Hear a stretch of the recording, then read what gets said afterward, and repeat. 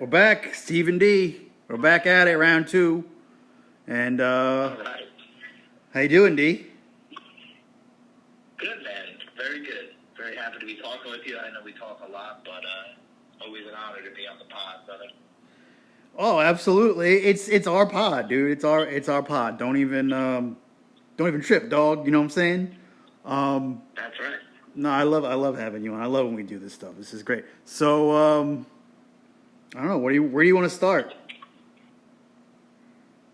Let's start with the Isles, man. It's the start of the Isles season, 0-2 right now, but Duclair looks good. This is the most optimistic I've been on a losing streak, right? That I've been in years. I actually feel quite good about the team. What are your thoughts, man? If you've been following the team the past 5-6 years when they were under Trotz and even under Lane Lambert, they usually started off the year slow. It usually took them a couple games to get going and get their groove, and but they usually get it. They usually step into form. It just takes them a little while. So I'm not really panicking yet. I mean, you lost to two good teams. I don't know if anyone's been paying attention, but Utah also beat the Rangers, and they beat Chicago. They're 3-0, I think. I mean, they've got has gotten off to a great start. They're playing some great hockey right now. Utah's first game, inaugural game? No, their first game was Chicago. And okay, well, that stings a little bit more. I was going to be glass half full. At least we lost in Utah's first ever game, but that's not even true. So, well, fuck Utah. The Blackhawks lost in the first game, but they're a good. You know what it is? They're a good team, and I'm not worried yet. I think that you gotta wait for things to come around. Well, I didn't think you were gonna start with the Isles first. I know. It's on my mind. I was thinking about my day, and I was like, okay, I'm doing laundry now. We'll cook dinner, go for a walk, and then boom, Isles, Jets, Mets, Yankees, Rangers, even the Bills. Jets versus Bills. What a day for New York sports. And it's cool to have meaningful sports on in New York this time of year, right? This doesn't happen very often where you get 5-6 New York games in one night. It's cool. I'm excited. It's going to be a good day. I agree. I definitely agree with you. I was thinking about this before. It's not very often when you get baseball and football on at the same time. It's usually only like September, October, and then like that's it, right? I mean, you don't usually get baseball and football on. This is usually the only time it happens, right? Yeah, this is kind of I wish I had a word for it. Like Venn diagram, this is kind of that crossover section of the year where there's a lot of sports on. Basketball's gearing up. It's exciting, man. I love it. I really do. Not to circle back, but to go back to the Islanders, even with the losses they've had, it's the way that they're losing that I'm excited about because the chances are there. They're getting good shots off. I really like their spacing. I thought last year they were crowded. They're taking more chances and taking more risks with that, which I think Duclair is a big part of. He's a playmaker, like you said the other day, and it's certainly true. But it's the way they're losing, right? There's sometimes when you lose and on every phase of the game, goaltending, defense, offense, you're just not clicking, and you're like, man, we got our butts kicked. That was hard to watch. We're losing, and there's moments of those frustrations. But overall, I like what the offense is doing, and I think it's going to take some time. There's a lot of new faces. It's going to take some time to mesh, but I think when they mesh, that ceiling is high. Well, you know what that is? That's the Patrick Waugh effect. That's you noticing that they're better structurally. That's coaching. That's the difference of coaching. That's the difference between Lane Lambert. You're noticing the difference between Lane Lambert and Patrick Waugh. That's what he brings to the Islanders. Is he makes them better because he actually cares about the little things like structure and playing the game the right way and accountability and not being lazy. Like those are the things that you notice with a guy like Patrick Waugh coming off of a coach like Lane Lambert. And I definitely agree with you. It's made a huge difference, and they're playing more up tempo. They're playing with more energy and more purpose. And last year under Lambert, there were many games when I felt like they were just playing way too much lazy hockey, and they were taking too many shortcuts, not giving enough of an effort, and that was the difference. That almost cost them the playoffs last year. And you can see that right when Waugh came in, and all that stuff pretty much went away. You know, they say teams take the identity of the coach that shows up on the ice in the game. And it certainly seems to be the case for the Islanders. They are playing passionate hockey. It's hard work. No one looks lazy. No one is taking those half plays off, or no one's dogging it really. It's effort. Even when they're down by a couple goals, I noticed in the second game, they still were skating line to line, and you love to see it. So I think he's been a great addition for coaching, and I hope he sticks around. I got to give you credit. You kind of described him to me. You know significantly more about hockey than me, but you're a big reason I love it so much. Oh, thanks, dog. Time goes on. But you compared with the hire of Patrick Waugh, you said, think of him as kind of like John Gruden of the NHL. And that spoke volumes to me, being a Raiders fan, being a big football guy. It's cool. You're spot on, man. I see it every single game. He just oozes passion, and I think he holds them accountable, which is good to see. Yeah, it's huge. That's a huge part of it too, and you know this as well as I do with our various experiences through sports. There's no substitute for hard work. There is no substitute for a full effort. That's things that you can't. There are no shortcuts, right? I mean, you know that the only way you really get the job done is with hard work, and that makes all the difference. Your effort. What you put not just into the game, but every facet of your life. The effort makes a difference. Yes. Even if you lose a game, but you went out there and you worked your ass off and you tried, you played hard, and you gave effort, that loss is much more easily digested than a loss where you may have thrown in the towel in the third, right? Yeah. Where you took a play off or they caught you on a mental lapse and boom, next thing you know, quarterback runs right by you on an option and it's just a mental error. If you lose, but you try, you feel good about it, you're more excited for the next game. I don't think it's a culture issue right now with the Islanders. Obviously, it's very early, but they're holding their heads high even in defeat, and that's something you want to see in a long season.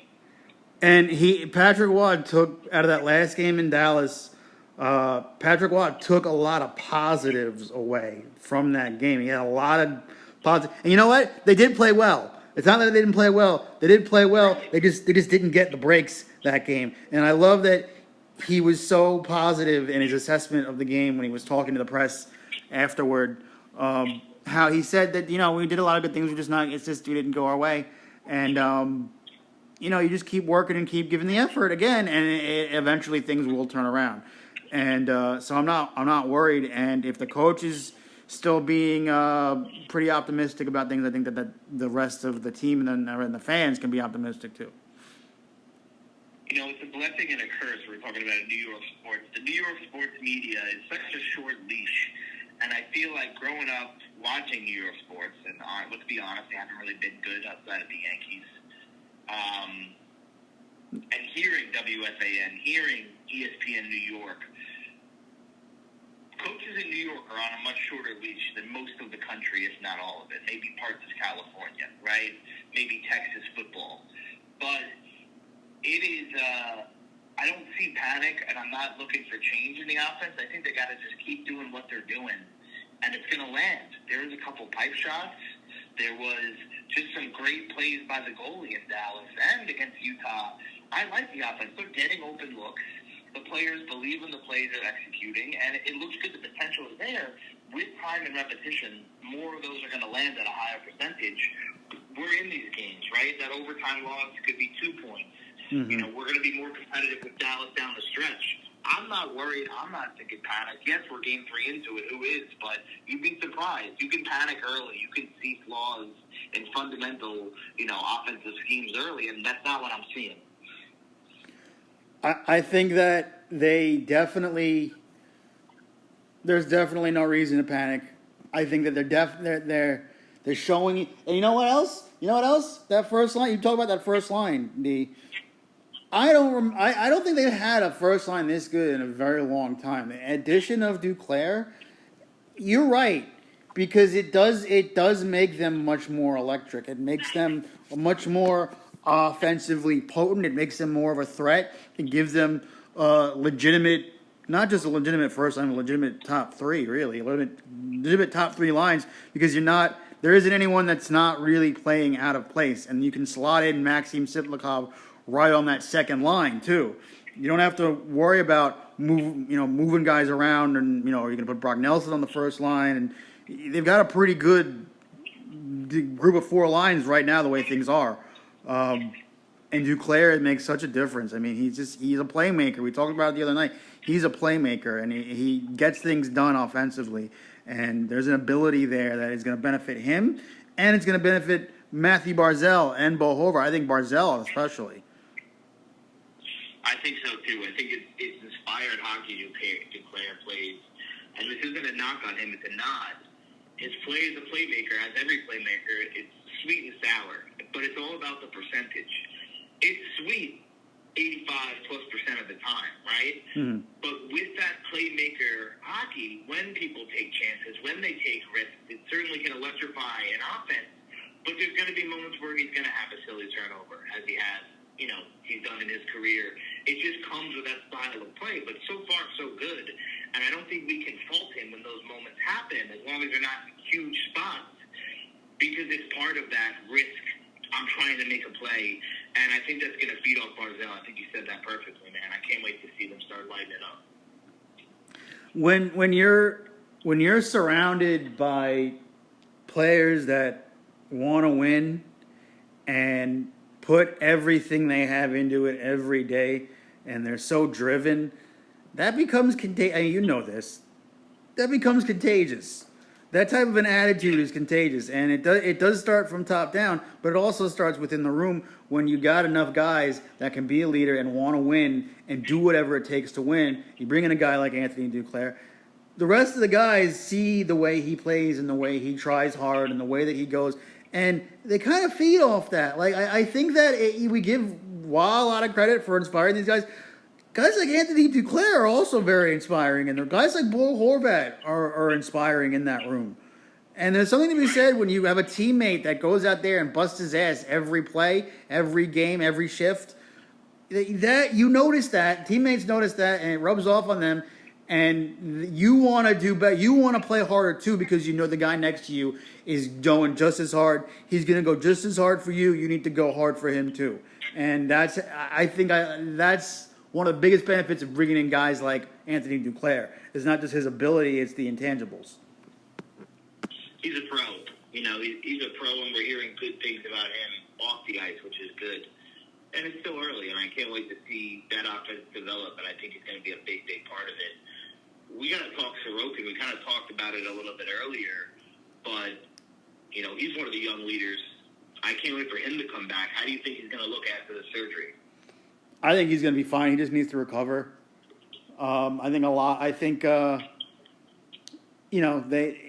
They're letting him go at his own pace. They're not trying to rush him. They're being very fair with him. And they're not. He's starting tonight as we're recording this. The Islanders have a game in Colorado tonight, and he's starting tonight. They wouldn't start, and we talked about this before. They wouldn't start him if they didn't think he could go. So they think that he's ready to go. They think that he can start this game tonight, so that's why they're playing him. I think the worry about his back is just going to have to be a wait and see. I'm just going to have to wait and see how he handles the game situation, but I think he'll be fine.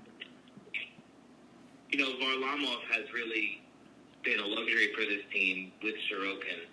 He really has. A, B, and 1A, 1B.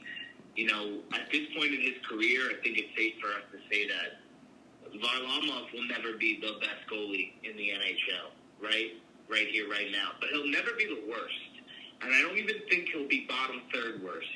I think he's going to be a good middle-of-the-road starter, and on nights where he's a star and he hops in that time machine in net, and he kind of turns back the clock and plays lights out like we've seen him do in the past, he'll be a top third guy. I think the fact that it's a 1/3, 2/3, never 3/3 type situation with him is huge for Sorokin's mental capacity. Like, don't rush back. When you're ready, you're ready. Mentally be ready. Get these game speed reps in practice, and let's get out there. He could be the future. He's a big part of the future for the Islanders, obviously. So I think the slow play is the right move. Even at 0-2, let him come back when he's fucking 220% ready, and he's gonna have a season and carry and inspire, just like we were talking about.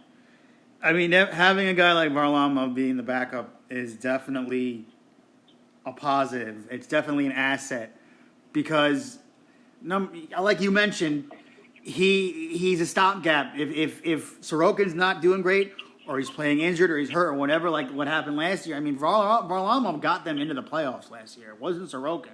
Right. It was Varlamov. So that's the added advantage you have with a guy like Simeon Varlamov, because he can come in and he can give you those starts, and he can play a bunch of games in a row if you need him to, and carry the load. It's in today's NHL, honestly, you have to have two quality goalies. You can't just have one goalie and ride one goalie anymore. All the teams that win, if you look at all the teams that have won the Stanley Cup past few years, they've all had two very solid goaltenders. It was not just one goaltender doing the work. And that's today's NHL, and you need that's because that's what you need to win. And so I think it's a huge advantage having Varlamov back there. Also, he's mentoring Ilya Sorokin. It helps that they're both Russian. It helps that they have similar experiences and they can relate to each other on that level. There's so many positives and so many good benefits to having Simeon Varlamov on your team. I can't wait. I can't wait for tonight. I hope we do another podcast soon. And the next time we do, the Isles have a winning record, and they're just absolutely cruising, man. And I don't just hope for that. I believe that is going to be the case. And that's something I can't say with confidence in a while. So I love it, man. Yeah, I agree. It's exciting. It's definitely exciting. What did you? Okay, it's sort of Islanders related, but we might veer off a little bit. What did you think of the supposed controversy over Duclair having to cut his hair?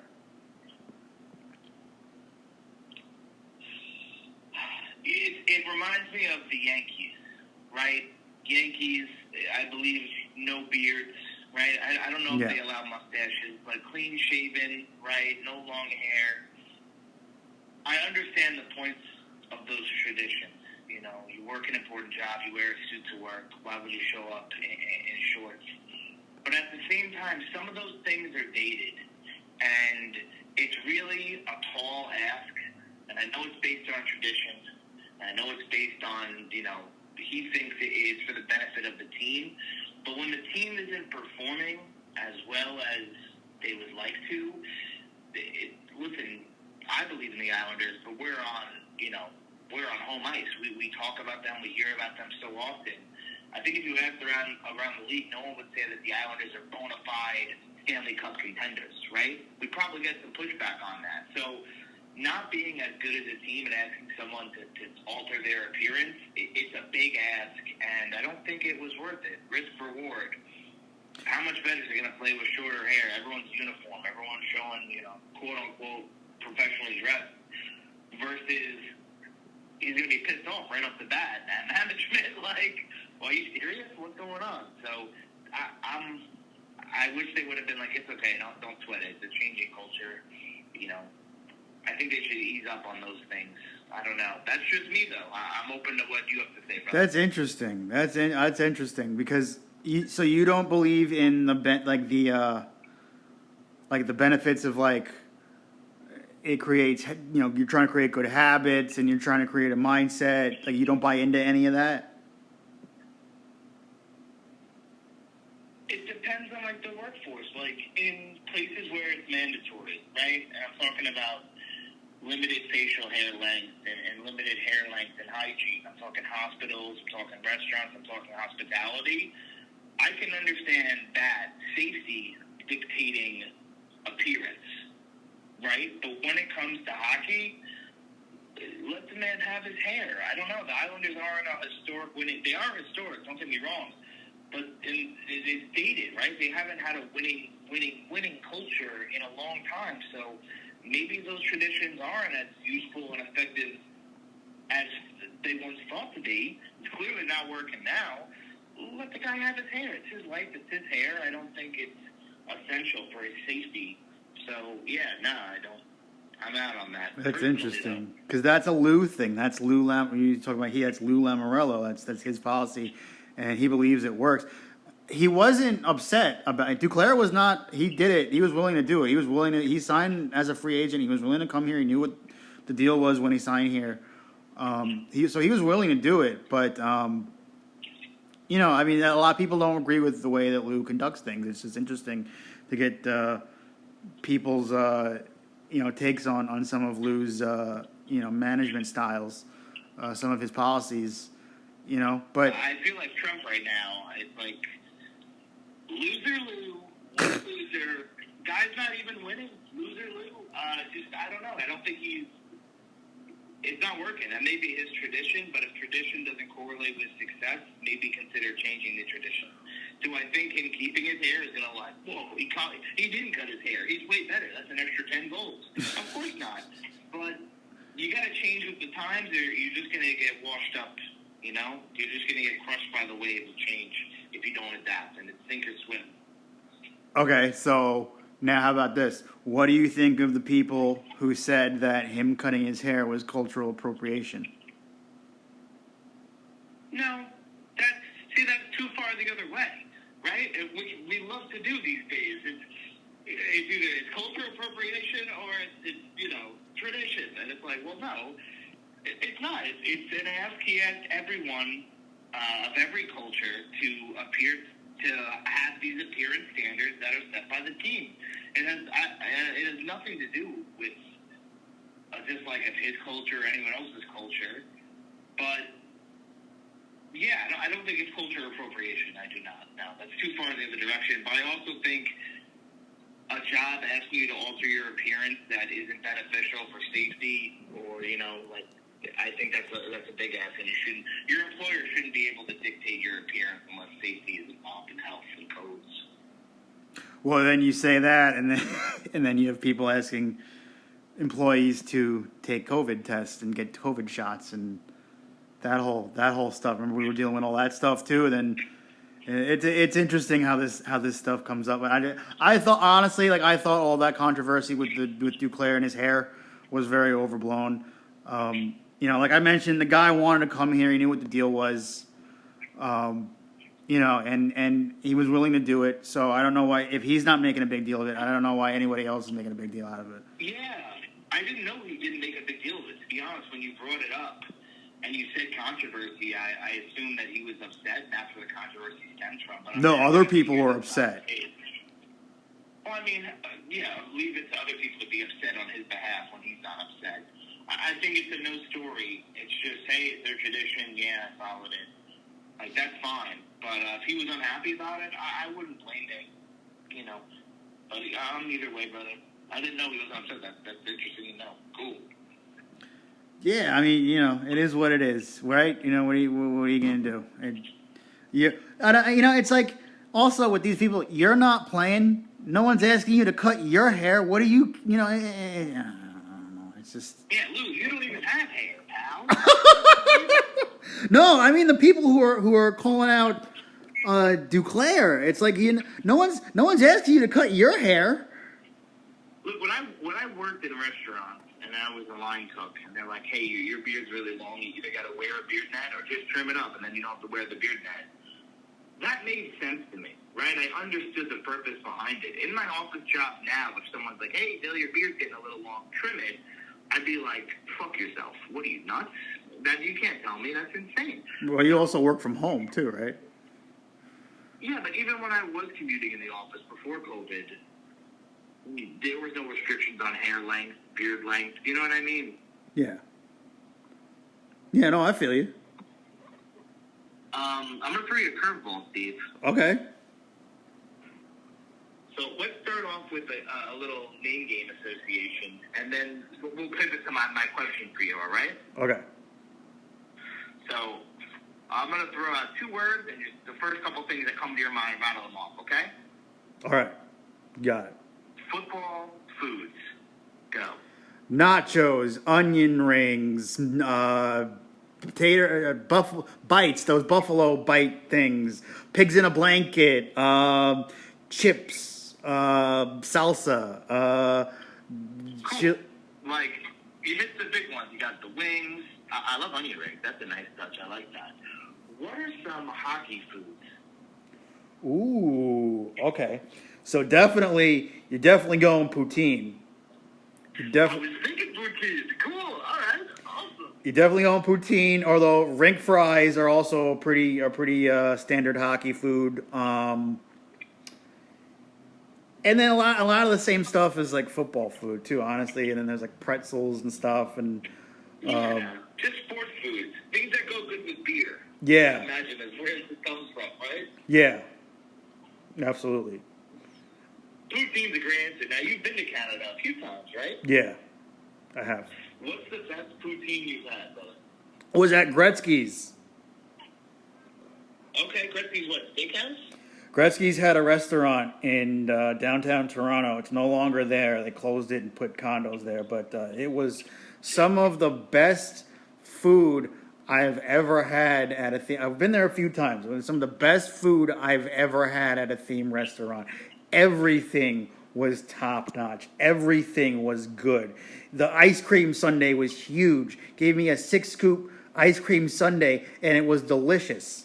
Everything that they gave me, and it was the best. I had poutine pretty much at every meal that I was when I go there. I try to get poutine at every meal that I can because every place makes it different.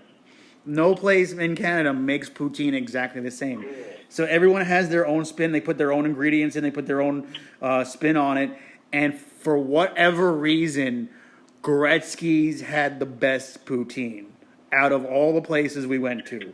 Gretzky's had the best poutine. And you know what helps? What about it? The fries. I'm telling you. It's funny you ask. I'm about to tell you. The fries were cooked. The fries were cooked perfectly. Like none of the fries were like it was cooked to a crisp, where it was like a perfect temperature. Like, you know what I mean? Where you get the perfect crisp in the front. You know what I'm talking about, D. You get the perfect crisp on the outside, and they're soft in the middle. The perfect fry cook. Like mashed potatoes on the inside. Yes. Nice initial punch. Yes. They were that. Every fry was that. They put like chives and sour cream on it, and I think, wow. And there was like there was like different kinds of chives and sour cream gave it like a baked potato vibe. a little bit, and there was like a bunch of cheeses on it. Oh my! It was it was like a loaded baked potato basically, but over fries. And then what kind of gravy they use? It was standard brown gravy. I've never been to Canada, and I've never had like good poutine. Like in Long Island, and I'm sure in other places, they call it disco fries, right? And it's the fries with the gravy. Yeah. And the we don't do it the same over here though. That poutine is like disco fries on steroids. That's my point. Yeah. Yeah, it's a Canadian. Oh, go ahead. I'm sorry. Go ahead. No, it's a Canadian cuisine. It's their thing. And the thing about that is they take a lot of pride in that too. They know that like other places don't really do poutine like this. So like they take a lot of pride in a lot of things. Like Canada is like a big country that has the mentality of a small town. And they take pride in all that stuff. So like they put a lot into their cooking when they make poutine, usually. They have great produce. They have great seafood. Like in Newfoundland, they have great oysters, great lobster, clams. They have a lot of really great seafood and product. I'd love to go to Canada one day. I also hear they surprisingly do deli fare good. I hear like pastrami. Really? Yes. I hear there's like a lot of good pastrami and what's the other one? Corned beef up there, and they like do the Montreal steak seasoning on it. Apparently, it's unbelievable. Wow. Well, you know what I think? We might have talked about this before, but I think Tim Hortons is better than Dunkin' Donuts. Yeah, I mean, I've only had the Tim Hortons coffee, but Timmy H is phenomenal. Some of the best coffee around, man. It's so good. It's like liquid crack. Even my dad, he loves crack. Really? Because I used to have it, Steve. I worked as a overnight front agent desk at a hotel for like maybe a summer, right?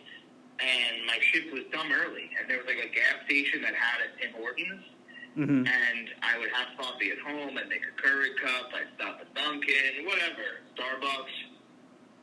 But that gas station, Tim Horton coffee, was like smelling salts. It was unbelievable. It woke me right up, dude. It was crazy. It's crazy. I would, they have Tim Hortons like every 1.5 kilometers in Canada. It's they're everywhere. They're everywhere. But then I would, I get them every time I would go up there. But then they started expanding into America more, and a couple of years ago they actually opened one in my old hometown in East Islip, and that was like huge. Because, we got a Tim... Like, for me, it was huge. It wasn't actually... No one really cared. But, we got a Tim Hortons. That was a big deal for me when East Islip got a Tim Hortons. That was, really cool. What's that, was it Panera or Starbucks, that South Park episode where they wanted... Oh, Whole Foods. Yeah. Our town finally has a Whole Foods. What's up? Well, our town finally has our town has had a Whole Foods for 2 weeks, and we already have our first gay couple. Oh my God! It's sad they're taking a break, man. I'm looking forward to them coming back. South Park. The last new season was pretty good. But real quick, we were talking about wings earlier, Steve. Are you a flats or a drumette guy? Am I a what? Flats or drum for chicken wings? Oh, I'm a drumstick guy all the way. Okay, cool. I like flats, so if we ever get wings together, we're set. Nice. Well, we had wings when Wingstop when last time I came down there, right? Oh, yeah, Cake got Wingstop. What kind of wings do you like, Steve? Are you just like an OG Buffalo kind of guy? What do you like? I mean, I you know what? Dill, I really like boneless wing. I'm a boneless wings guy. And you can say whatever you want. People try to give me shit sometimes about that, but you know what? I like a good boneless wing. You know what? Because I'm autistic. I like adult chicken nuggets. They're adult chicken nuggets. Whatever. I don't give a shit. I'm a boneless wing guy. I don't care. Hey, you like what you like, man. No big deal. Don't get down, y'all. Don't get down. No, boneless wings rock, dude. I like the bone-in wings the best, but, boneless wings are just marginally less good. Just barely. They're still delicious. It's fried chicken bites. Sauce and sauce, right? I'm not going to be like, oh, my God, that's gross. Dude, it's phenomenal. The thing that I like about the boneless wings is you can dunk them easier in the sauce. Okay, see, we were getting to that. I love a good ranch. As older I get, I'm starting to like blue cheese more. But my ideal wing, I don't need to dip it in the sauce every bite or every other bite. I like the ranch or blue cheese as a crutch if the hot sauce is too hot. And that's kind of what I want in the end. I want like wing 3 or 4 for me to be like, all right, I need some blue cheese. He's got a kick. But if your buffalo sauce is so good, I don't need no dressing. I'm just gnawing wings until my mouth is on fire. And then I'll get a cold beer and maybe a dip of ranch, right? Wow, we are different. Because I need to have the wing in some sauce every bite. And I feel like if not every bite, but most of the bites, and I feel like if I don't get the sauce enough, there was no point in getting the sauce. I feel like if I'm gonna get the sauce, I have to dunk it and use the sauce. I can't get the sauce and then not use the sauce. That's just me though. It's weird when you think about the evolution of fried chicken, right? Because if you get a good fried chicken, a homemade fried chicken, you go to a good restaurant, you get a fried chicken. Maybe you put hot sauce on it, which I could see oh, that's how we got the buffalo wing, right? Mm-hmm. But I'm not dipping plain fried chicken in ranch or blue cheese. That doesn't even sound too good. Think about dipping a piece of fried chicken in ranch. I don't know, it doesn't hit like that. So when it's in buffalo, I'm just trying to taste the buffalo. You know what I'm saying? If I get a bad buffalo sauce and it kind of like ass, then I'll lean on the crutch that is ranch dressing, and that can make anything taste good. So you I want a good crispy thing. you want the sauce on the wing, right? I want the buffalo on the wing. Yeah. Oh, yeah. I can't Now, believe with wings, how different we are. Because I want the sauce on the side usually. Like if I get boneless, I want the sauce on the side. do you dip in buffalo and then dip in ranch? Yeah, sometimes. Interesting. So you get plain fried. You get not being a dick, but for clarity, you get like pretty much chicken nuggets, fried chicken pieces, not sauced, and then you dip it in ranch, buffalo, sometimes both. Yes. Okay, well listen, I haven't tried that, so that could be fire. I might give that a go. Okay. It's just me though. I might be weird, you know. I don't care. Nah, you're not weird. You're weird for liking your fried chicken a certain way. That's what's cool about food, man. Even the classic dishes at times could just be a canvas for new flavors, like basic shit, right? Think about it, like Alfredo, right? You could add lemon zest, lemon juice, shallot. Now you got a whole new dish, but you're still using that same base white sauce, right? Mm. Fried chicken's the same thing. You could add syrup and powdered sugar, do it with waffles. You could add buffalo sauce. You could add, a soy garlic sauce like you do with Korean fried chicken. It's a vehicle for a lot of stuff, and you like what you like, and, more often than not, there's going to be a recipe or 10 for what combination you like, Unless you want, like, Vaseline chicken, in which case just, stop eating. What did you say? Vaseline chicken? Yeah, like they had, like, the NyQuil chicken trend. You remember that, like, a year or two ago? No. Oh, dude, Google it one day. It was right around the Tide Pod eating fucking saga, which is unbelievable. It's crazy to look back and, like, say that sentence. It's like, oh, fuck, that's right. Kids were eating Tide Pods. That's bananas. But, yeah, people were boiling chicken in NyQuil, making, like, blue chicken. And it was, like, kind of like a mini trend there for a minute. Like, that's gross as fuck. Come on, what are y'all doing? Why would you do that? Oh, my God. I definitely was just for, like, views and clicks and, like, like, blue chicken, that's funny. But, like, there's nothing funny about wasting food, dude. I hate that shit. Between eating the Tide Pods and the cinnamon challenge, I checked out on all of the video viral trends. I'm like, all right, that's enough. I'm not gonna lie, I did the second challenge. It sucked. You did it? I did it, yeah. I mean, I didn't win. I don't think anyone wins. No one wins But, it. yeah, No. I tried. Did you yak? No, I didn't yak, but, like, you just cough up. It's like eating a spoon of sand. It was awful. Yeah, I don't know why anyone would want to do that. I'm like, that looks so not fun. Like at least the ice bucket challenge. Don't make it for the Islander game tonight.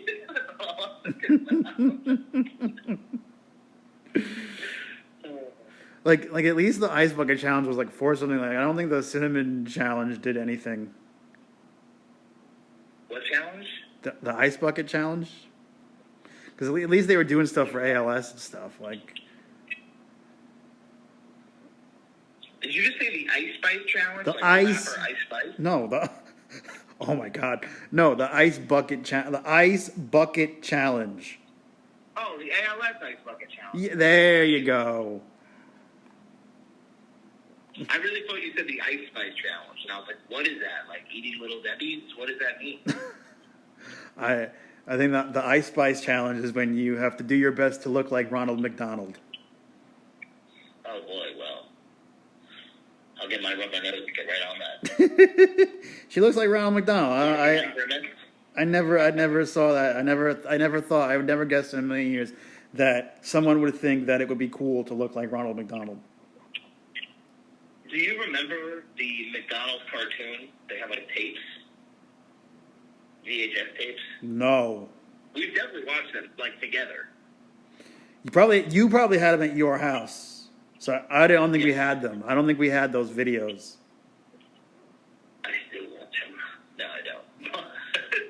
I don't just watch them. Oh my God! Come on, that's big. Let's go back to Islanders and fried chicken. What a dark twist. Oh my god. This took a sharp turn. This took a sharp turn. So anyway, Epstein's Island. You know, Steve, I've been thinking a lot about Bill Cosby's Innocence. You know, I've been thinking, I really think that we need to give Harvey Weinstein a second chance. Yeah. You know, movies were better. They were better when he was around. I have no idea. Well, Miramax made a ton of hit movies. That's the thing. Is like he did make a ton of hit movies. No comment. What do I say here? I've been a box. No, you were right. You were right. He made a lot of hit movies. Probably would be good if he came back for movies. I really don't know what he made. Was he like the Marvel movies guy? So just look up anything like Miramax has made. Oh, that's him? Yeah. Okay. I picture it like on like the beginning sequence of movies. Miramax. Yeah. The film strip thing.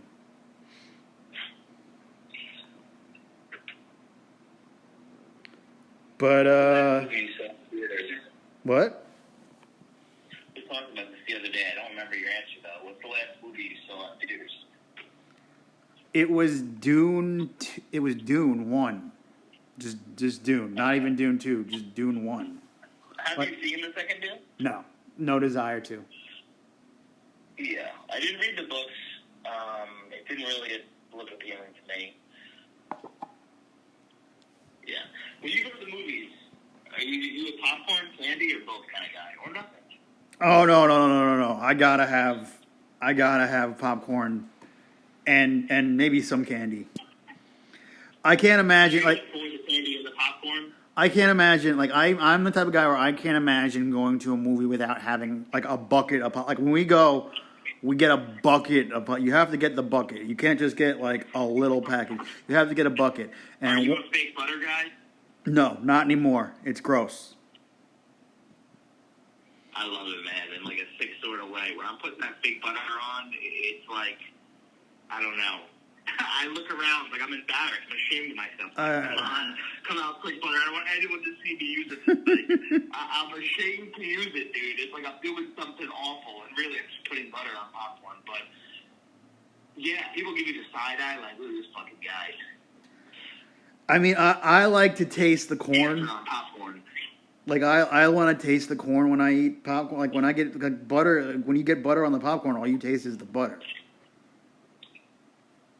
Yeah, dude. I mean, shit. I love butter. But like, it's not even real butter, though, right? It's like fake, like imitation. It's butter. It's butter flavored oil. Yeah, which is like kind of gross when you think about it. For sure. Oh, it's absolutely gross. So like that's where my shame stems from. Boy, does it taste good. In the same way that a McDonald's burger tastes good, right? It ain't just beef, brother. They putting shit in there, but boy, it tastes good. Food is crazy like that. Like MSG and chemicals in food are just made for your dopamine receptors to go off. It's made to be liked, right? Like more often than not, you're gonna react to it in a positive way because science. It's the same way we talked about this the other day as well. This Japanese composer. I wish I knew his name. I talk about this a lot. I don't know the guy's name, and I have to give him credit. He found this chord and this frequency that when you play this note, people react with fear and anxiety. It is now in nearly every scary movie, every drama, because it just works, right? And food has just the same thing with these chemicals. You're more than likely going to like it because you're made to react to it in that way. And isn't that odd? I find that fascinating and horrifying. I mean, you know, they're always trying. They always want to get you to eat and eat it more, and they'll try all sorts. You know, you got to realize they're all trying all these sorts of tricks. Like, I mean, you know, no one should be surprised or taken aback or caught off guard by that. Everybody's trying to do something, trying to get you to come back. To go full circle, it's crazy to see how much advertising is taking over in sports. Like we see in the playoffs, the Mets and every team, but we're watching the Mets, have logos on their helmets. And then there's advertisements on every wall and every sign. Now there's digital ads in hockey on the ice and on the boards. And now they have sometimes like mid-game, they'll cut to the side and do half screen, half commercial. It's getting crazy, and it takes away from the game, and it's greed, and it almost makes me not want to buy the product. But clearly it's working, and they wouldn't spend so much money on it. No, it's ad revenue. It's all about ad revenue, and it's all about the Benjamins, baby. You know how it goes. It is odd, man. I find myself rooting for ads for like the USFL. Like when they get a new sponsorship, I'm like, yeah, the league's growing. But now with like hockey and baseball, I see ads on uniforms, and it's like, dude, that's fucking awful. What are we doing? Because they can keep players are gonna look like NASCAR cars in the near future. We're just gonna be covered in stickers. It's gonna be crazy, dude. Like if there's ever ads on the Raiders uniforms, which there will be inevitably because of greed. But when that day comes, like what a classic uniform destroyed by ads, right? Imagine slapping a Tide logo on a Raiders uniform. Just shoot me in the face when that happens. Well, this is the conversation we had when they started doing it with hockey. When they started putting ads on the hockey uniforms, you're gonna put they're really putting an ad, and they have an ad on the uniform of the Montreal Canadiens, one of the most storied franchises in all of sports, and there's like an ad for a bank on it. Like that jersey should be sacred. Some of these jerseys should be sacred, and you're ruining that, and you're taking away the beauty of that for money. And it's just, I know. At a certain point, you're absolutely right. It becomes way too much. And I don't like that the Islanders have ads on their uniforms. I don't like that there's an ad in every corner of the ice now. Like you're saying in baseball, everything is an ad. There's ads on the pitcher's mound now in baseball. It's insane. Like it's insane, dude. It really is. And I don't know. Stadiums now, every stadium is named, and they used to be as well, but not every one. Some stadiums were just, like Soldier Field, right? Yeah. Soldier Field, and now, that MGM Arena. Like, I hate it. It's lame, man. It's just corporate greed. It's corporatism. Yeah. I mean, shit, I'm not about to be preaching socialism, but you get what I'm saying? Like, there's a line. Give me 1 second, Steve. I hate to cut the podcast short, but wifey's calling. I want to make sure the date is okay. Is that all right? Yeah, no, we'll take a break. During this time, Steve, why don't you do an ad for your for S&M podcast? The Iron. Okay.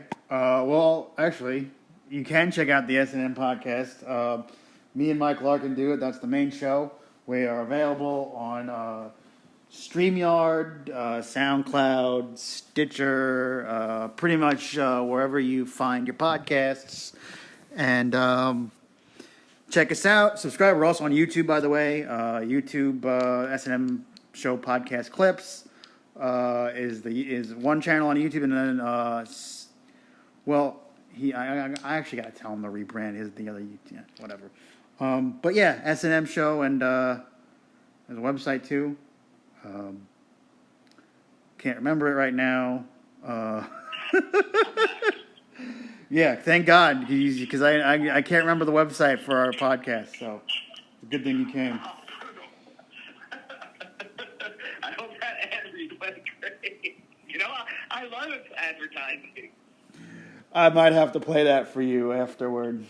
Listen, let it rip. As long as my last name is it like Raunchy? You have to play it for me afterwards? No, it was a normal ad read. Oh, I can't wait.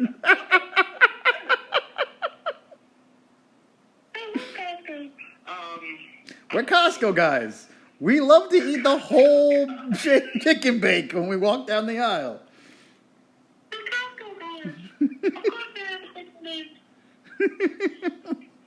We eat the whole cookie. That's actually my normal speaking voice. The voice you're hearing now is my podcast voice. Really? Oh, yeah, sure, okay. I'll go with that. I can believe that. Everything's good, right? You're good? Oh, yeah, I'm good. Okay. Wifey's good, baby's good, everything's good? Yeah, it's very windy here. She's like, oh, I heard, it sounded like the wind knocked a tree branch, and I think it hit the roof, but we're good. It didn't. Oh, okay. Cool. Good shit. So I don't know what you heard on the roof, but it wasn't bad.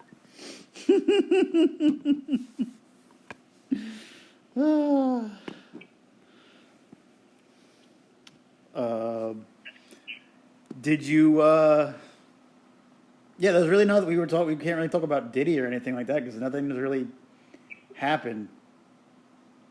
It's all... I don't know enough about it. Steve, I stuck to my guns for once when I was like, I'm not getting invested in this, I'm not going to read. I really haven't read anything on it. In fact, I've avoided it. I had every opportunity presented itself. I want nothing to do with it. We could certainly talk about it. I'm interested in it. I'm just not interested in putting in the work to learn about it because I don't want to get my hopes up like last time. Well, there's nothing really going on right now, like we said. So just wait and see, I guess. We'll wait and see how long it takes for them to kind of just shove it under the rug. Yeah. The election should help tremendously with that. What a distraction for the masses. Yeah, I don't know. Of course we're open to propaganda. We're Costco guys. We love sweeping things under the rug. We're Costco guys. Of course we believe 9/11 wasn't inside. We're Costco guys. Of course we support George Soros. We're Costco guys. Please don't sue me for defamation of character.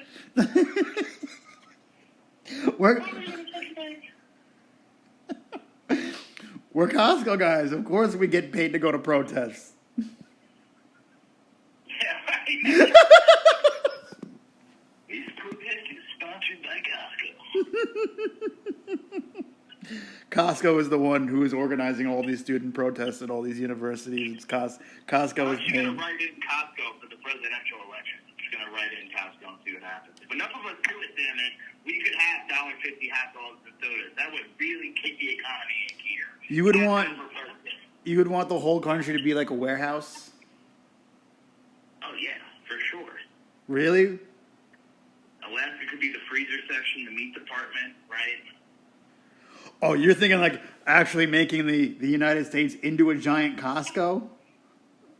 I was talking more... That's what it is. That's interesting. First, we start with ads on sports uniforms. Next thing you know, we're just a big warehouse. That's how it happened. They got you. Well, yeah. Oh. Twist ending there. Twist ending there. Thank God you hyped up the poutine. When we flee to Canada, we can have some of that. That'll be good. I mean, Canada, they're having their own troubles. You see that this is pretty on a current topic right now, but Trudeau's own party is trying to force him out. Like they're done with Trudeau in Canada. Have you seen this? No, I know he was going against. Oh my God, it sounds like an Islander, but like Paul Beauvillier. I'm probably saying his name wrong, but I watched him and Trudeau have a debate. He's an excellent debater, but I can't even pronounce his name. So what does that say about me? Oh, that's okay. Some people have tough names to say, whatever. You said it, stop him. Thanks, Dylan.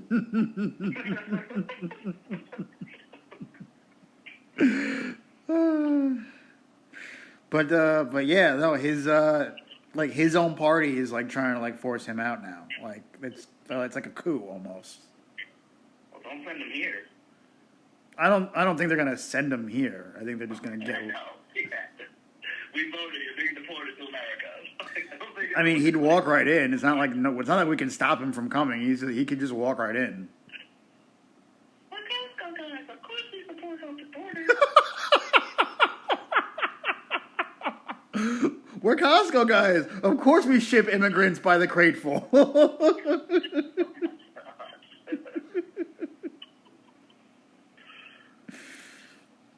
Oh man. But yeah. Costco, pretty great. I hate it. I hate it. It's You hell. don't like Costco? Dylan, I'm going to say this again. I hate Costco. I hate it with a passion. It's one of the most miserable places on earth. Oh man, I'm not even kidding. Like, even before those birds, I really enjoyed Costco. I mean, the prices are good, obviously. And it's just kind of fun to go there and, like, look at the prices and compare. I always have my phone out, and I like to Google it to see, like, what it is if I shop right, you know, to kind of compare. But, yeah, dude, Costco rocks for a lot of stuff. It's great for eggs. It's great for meat. It's great for butter. It's great for a lot of stuff you buy in bulk and can freeze. Are you, like, signing a sponsorship deal with Costco right now? Is that what you did? Yeah, they're tattooing my ass right now, which is great because they have a lot of real estate. Because you're going pretty hard for Costco right now. I'm just saying. You're going really. If you love Costco so much, why don't you marry it? Dude, I went to aisle 17 and I signed with blood my contract with Costco.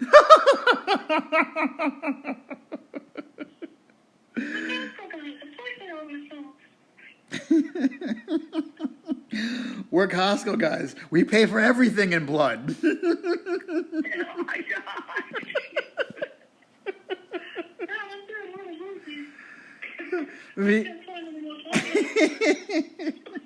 What'd you say? I said I'm feeling a little woozy. I don't think I can sign any more contracts today.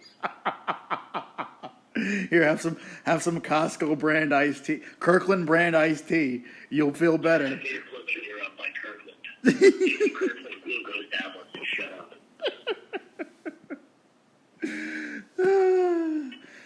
like that place is, you know what it is? We would always go there, like my dad would always spend like 2 hours in like my dad he makes a field trip to Costco. He doesn't just go to Costco for like a half an hour and he's in and out. It's a field trip. And 2 hours in Costco is like 5 hours in real time. Because it's just the fucking worst. The people are like, they don't know how to walk in the aisles. Like, they're just assholes. And it's always gray and miserable in there. And like, just, ugh. It's just not fun. The samples don't even do it anymore for me. I used to enjoy getting the samples. I don't even enjoy that anymore. Do you enjoy getting the samples still, D? You know, I'm at the point in my life where I'm so fat that I can't even bring myself to get the samples because I know people are like, look at this guy, samples, of course. So I'm like, no, I can't do it. I just can't. So, no, I don't even get the samples, although they always look good because Costco makes top-tier products. You know, this morning I woke up and I just was so grateful for Costco's existence. Today I woke up and I prayed to Costco and said thank you to Costco for being Costco. That's true. That's it. I have my Kirkland books. I open it, my Kirkland diary, where I write all my dreams and aspirations. And then I pick them up at Costco because they now offer online orders. So it's fantastic. I've actually ordered my whole new life. You could probably do that. Yeah, for sure. I mean, that's what this ad read says. So I believe it. Yeah. Well, yeah. I hope you're going to split some of that money with me because you're on my podcast. Steve, I don't think they're going to let me out of this back room until I'm done reading this ad. It's getting dark, dude. I'm scared. Are you saying that like you're actually bound to read for Costco?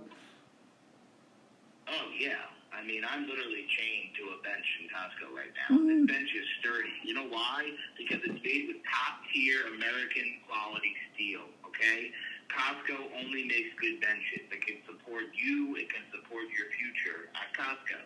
Please let me out, please. And then every half an hour they come and pour water. They throw water on you and they poke you with a stick like in Vietnam. Yeah, anytime they see me, they're like, "Here's a free sample," and I'm like, "I feel like you're just holding me against my will." They said, have another sample. Shut up. Yeah, they only feed you in samples. They don't let you have a full meal. You just get a sample. You get one sample per meal. It's just enough that I don't die. And Yeah. it's good because Costco sells coffin. Truly, they do. Look it up. I'm not even kidding.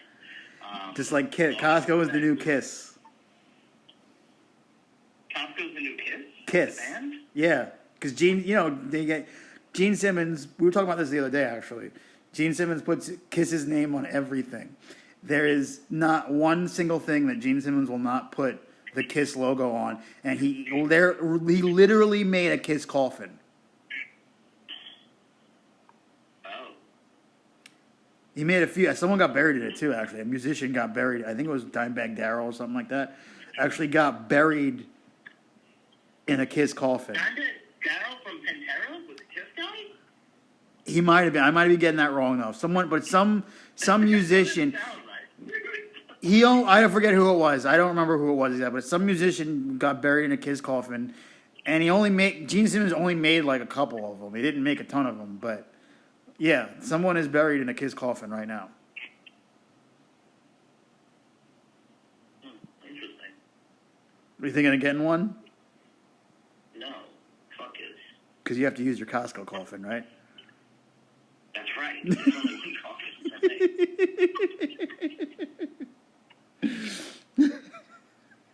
Are you hurt? 2 taps for yes, 1 for no. I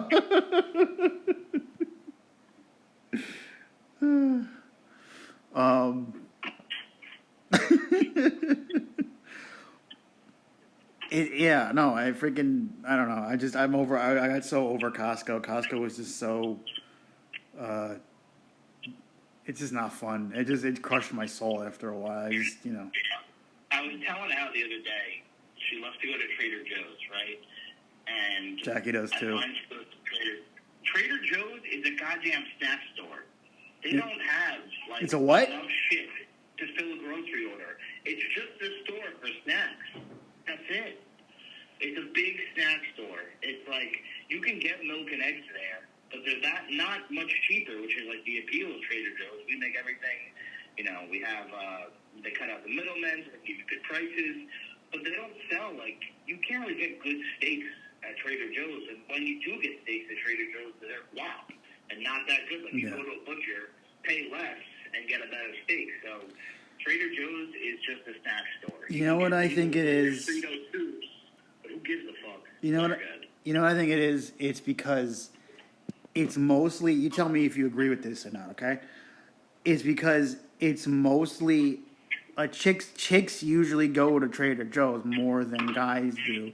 And chicks usually tend, unless you're really, really fucking fat, they tend to not eat as much hearty foods as men do. So if you're going to go to Trader Joe's looking for the man foods like, steaks and chicken and all that stuff and, ribs, and you're not going to find that. You're not going to find the more substantial foods. And I think that's because a lot of there's vegetarian stuff there. A lot of women just don't eat those types of foods. Those are usually more, I don't like to think about that in that way, but even there can be even men foods and women's foods, and that tends to be more of a women's store. I don't know. It's just a theory, but I don't know.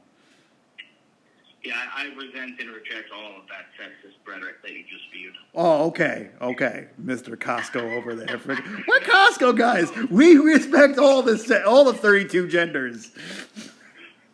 Yeah, that was pretty believable the way I said it. I watched a lot of, I've been on a lot of Facebook videos. I watched a lot of Costco trading propaganda. Yeah. You know where you can get a lot of good stuff, though? Costco. No, but Trader Joe's, if you notice, the stuff that you can buy, and it's not like, and I do get your point, I'm sure, if they had a survey release, which I bet they do, or at least they have it internally, that you definitely see more women at Trader Joe's than not, and I don't think it is sexist to say. I think it's the reality. Certain, and women eat healthier than men. They care about their bodies on average. Yeah. More than men in terms of health and wellness and food is fuel. Again, these are all on averages. Of course, there's outliers, and that's why the word outlier exists, to cover those bases. But we're talking in terms of marketing and business strategy. I bet it is geared a little bit more towards women, and that's fine. And I love Trader Joe's. I love their products. But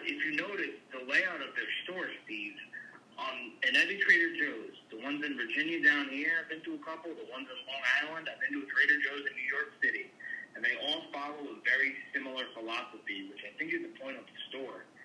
The outside tracks of the store is fresh produce, milk, meats, cheeses, dairy products. The inner aisles are filled with frozen foods, snacks, chips, nuts, dips, seasonings, spices, dressings, all of that stuff. So the large majority of the store is geared towards snacky foods, gimmicky stuff, right? They have maple butter cookies. They love seasonal things because they pop and they're trendy on Instagram. But if you were a family trying to buy groceries, and when I say groceries, I mean think 1950s grocery list, right? Mm-hmm. Meat, milk, eggs, butter, chicken. I mean, I guess that's redundant because I said meat. Pasta. You're going to find that on the outskirts of the store. Yeah. The aisles that are against the back wall. Because the large majority of stuff they're selling is trendy, is snacky, is, click-worthy, clickbaity. You know what I'm saying? Yeah. Yeah, no, I definitely get what you're saying. Like Trader Joe's, you bring up Trader Joe's to somebody. Like my girlfriend the other day was like, I'm going to Trader Joe's. She went to Whole Foods after because we needed actual groceries. You know what I'm saying? We went to Trader Joe's for like soup dumplings, maple-flavored coffee, trendy wine, and brie. And that's fine. It's great for that shit. And guess what? Everything she got was delicious, and I loved it. But it just doesn't, make sense to buy your groceries there for, a week, in my opinion. That's interesting that you say that, because they've been trying to get me to go with my mom, really. Has been trying to push me to go to Trader Joe's more. And because my sister Jackie goes to Trader Joe's. And she's the trainer, and she's the health nut, so... everyone's like, okay, well, why don't you just listen to Jackie and get whatever she gets? And it usually works, but then, when I go to Trader Joe's and I shop the way that I want to shop, I usually get the food to last me for a week. When I let Jackie shop for me, it didn't last the whole week. Now, I don't know if that means I'm doing something wrong, or if the store sucks, or if it's both, but all I know is that when I tried to eat healthier at Trader Joe's, I didn't have enough food for the whole week. They have great organic products. They have great organic milk and organic butter and organic cheeses, and I'm sure their meats are free range and whatnot. Mm-hmm. My point being is I can go to ShopRite, King Cullen, Costco, Giant, Stop and Shop, and get organic milk and organic meat, very similar in taste for a fraction of the cost. People love a Trader Joe's bag and a Trader Joe's logo. It's cool to be in Trader Joe's, right? It's clean. It smells good. It's cool. The packaging is bright and bright. You feel like you're doing something good. I shop at Trader Joe's. I'm supporting, smaller businesses. And you are. And it is very good, honestly. But, in terms of, now I'm thinking about my daughter and stuff. All right, I got to get groceries for the house. Mm-hmm. It wouldn't make sense economically for me to go to Trader Joe's. I want organic chicken, but I could get it, good organic chicken, at a fraction of the price somewhere else, just to avoid the Trader Joe's logo. Think like jeans, right? Levi's are great. Lucky jeans are awesome. But I could get great denim elsewhere. It's just not going to have that logo. That's the difference. Yeah, and I think a lot of it, too, is just that, like you said. It's the logo. And people buy. I think it's more of a women thing, though. And again, I'm not trying to be sexist. God damn it. But I feel like. You help yourself, you fucking bigot. Oh yeah. Here we go, Archie Bunker. Here we go.